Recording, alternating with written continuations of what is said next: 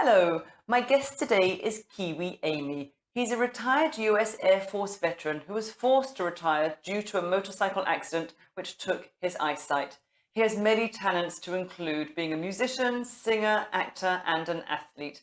Yes, he still performs those talents, but recently has added motivational speaking and self-published author to the resume. He likes to believe his target audience for speaking is high school, college, and military, but it seems he relates to more by presenting the human side of himself. His newly published book, Don't Focus on Why Me, From Motorcycle Accident to Miracle, relays a lot of messages people need to hear when going through hardships and life-altering changes.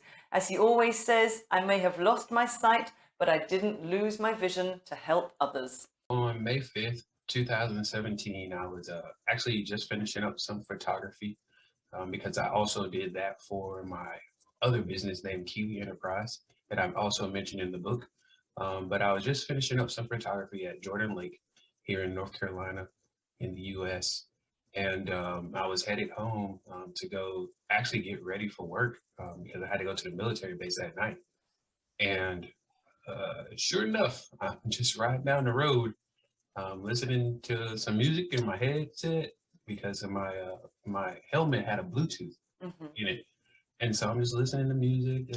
Loving life. It was a beautiful day outside.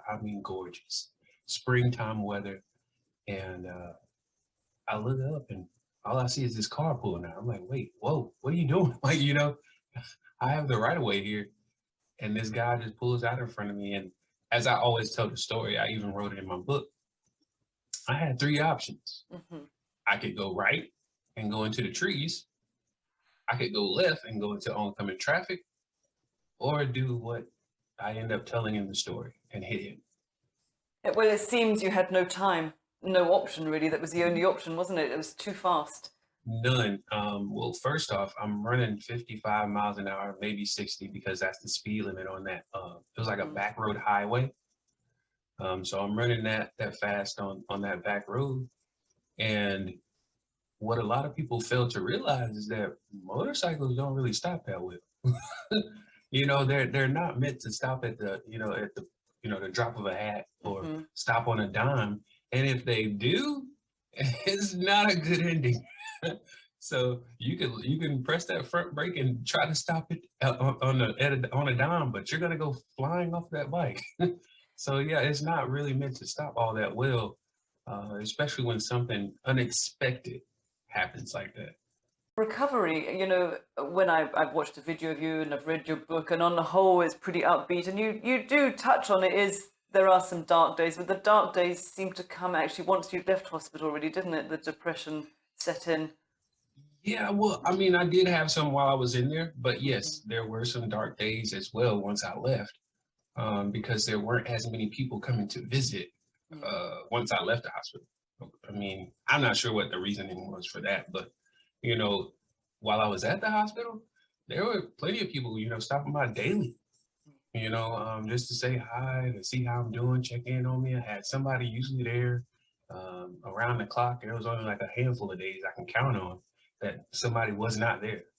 So it's a bit of a contrast then, wasn't it? Going from all this attention and support to really being quite isolated. Right, exactly. And so it was one of those things you had to kind of step up to, like, wait, what is going on? And then you had people who would say they were going to come visit you when you got home and they never showed up, or they send a text message and say, oh, I'm not going to be able to make it. And I'm like, what? Like stuff like that. So that was very depressing, which kind of put me in those suicidal thoughts of, well, why am I here? So yeah. Yeah, I imagine it would be very normal to have those thoughts and those things running around your head. You were, loving life, and then next thing it appears that everything has been taken away from you. Where does this attitude come from? Because what I've seen of you is that now is you're always upbeat, you're always in a great mood, you're always laughing around. Where does this resilience that you have come from, do you think? Wow, you use a key word there, resilience. So definitely I talk about resiliency in my book. I learned a lot about resiliency in the Air Force. The military definitely teaches that because of the things you have to endure while you're in the service. Yeah. And so they expound on that tremendously, to say the least. And the other thing that was very capital in my recovery process, as well as, just staying positive and you being able to see a smile on my face, Mhm. was just my faith background, because I grew up in church and I'm still in church. Yeah. So those things really played a huge part, and they allowed me to see the bigger picture, see that I still am here, and there must be a reason why. And I'm slowly finding that reason. And I believe I've already found it, but I'm finding it, and I'm getting a bigger footprint on it. So one of your chapters that you call in your book is called Heal, Hurt, and Let Go. How do you really let go of how your life was for the last 25 years to how it's been for the last 5 years? Well, yeah, that chapter, Hurt, Heal, Let It Go, it actually came from being at church, Mhm. and my pastor was preaching a sermon, and that was the title of it. But what was being ministered to me was similar to what he was preaching, but also somewhat different, because it was actually ministering to the uniqueness of my life now. And so, yes, I had been hurt in that accident. I had been hurt in relationships that I had during the time before the time of the Mhm. accident. There were a lot of different hurts, but then it took time for me to start healing and to continue that healing process. So not only am I, gathering knowledge to heal, uh, learning how to walk again to heal, learning how to navigate to heal, learning how to cook to heal, but I'm learning that there are other ways of doing things as far as healing, like sports, Mhm. like playing the drums, like using a computer, like using a phone. There are different ways to heal. But then at some point, if you're still holding on to that grudge, it's not going to allow you to fully heal. So I had to let it go. Yeah. But you say it very easily, but people really struggle to let go of stuff, and they almost will spend a lifetime holding on to resentment, Yeah, anger, hate. And you say, "Oh, I just let it go," like it was an easy task, but it's not so easy to let things go, is it? definitely not. Yes, I did say it, pretty easily. Hmm. And then there's a lot of things that can be said that way, but it definitely took time. Yeah. Yeah. No matter what people think, or when they're looking at me, what they see, I definitely took as much time as I needed. I just told a young man that I was talking to on the phone the other day, because a lot of people who know me, and they see, how I recovered and stuff, and how I'm so upbeat, they'll give my phone number out if I, allow them, of course. Hmm. And that's like, can you talk to this person?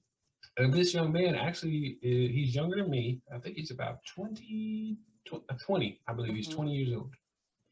And he lost his eyesight uh, very uh, drastically. And so I was talking to him on the phone, and I told him, he was like, how do you get back to, like, being so outgoing, and, doing things, and just being all about what you're doing now and stuff like that? And I was like, first thing I need to tell you is everything takes time.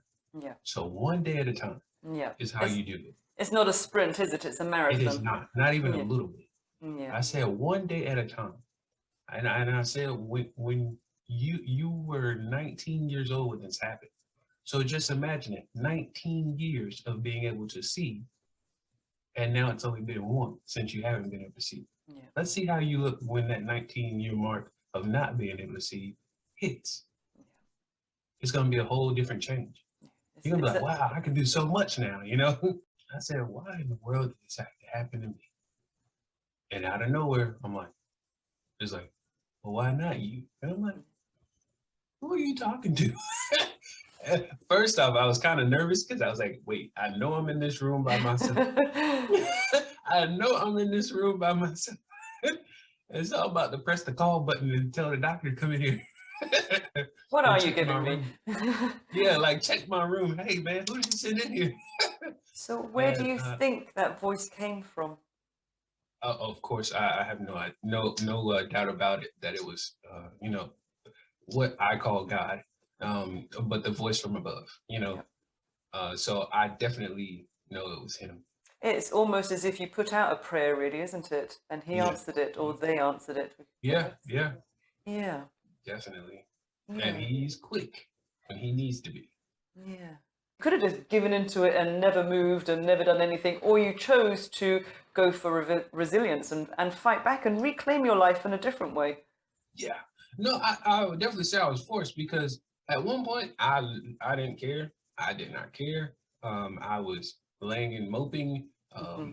And I just listen, if I use the bathroom on myself, I don't care. Like stuff like that. And it was getting to a point where I was like, this is not me. Yeah, but that's the switch. That's where you made the choice. Yeah. So Yeah. you did choose.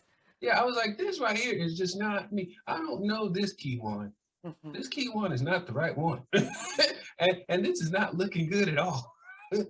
So Yeah, that's really but when it switched. sometimes I think we have to get to those dark spaces to be able to bring ourselves back up, really, don't we? Till that we can then see the light, or to get really down, and then we can fight our way back up. Yeah, those are some very dark days, I tell you that much. Yeah. So we're kind of, gosh, the time goes by so quick. I could speak to you forever, Kiwi. Now that we're coming to the end of our conversation, any advice that you would give to anyone listening that's maybe struggling or gone through a similar situation? What kind of wisdom would you leave with people? Well, I would definitely say that if you are dealing with a situation that seems like it's just beating you all down in any way possible, if you got to it, you can get through it.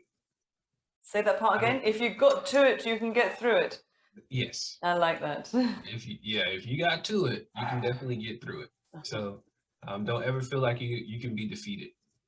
Only person who can defeat you is you. Yeah, absolutely. Well, I think that is a perfect place to end. Thank you so much for your time this morning, for joining us from across the pond. It's just been a delight to speak to you, and I just wish you all the best. Thank you very much. You're welcome.